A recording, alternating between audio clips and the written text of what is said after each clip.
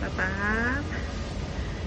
好似話咧，最快聽日會掛3號風球，咁咧就話2個風和，咁但係咧應該就唔會話好危險嘅，好似話下個禮拜咧就勁啦，所以你小心啲啊！仲有我要鬧你啊！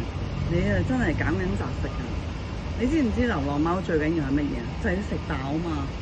你就唔係嘅，曳到死，食咁少，唔可以咁樣嘅，爸爸。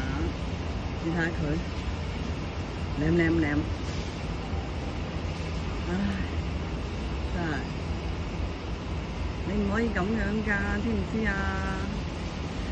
流浪貓應該係要食飽啲㗎，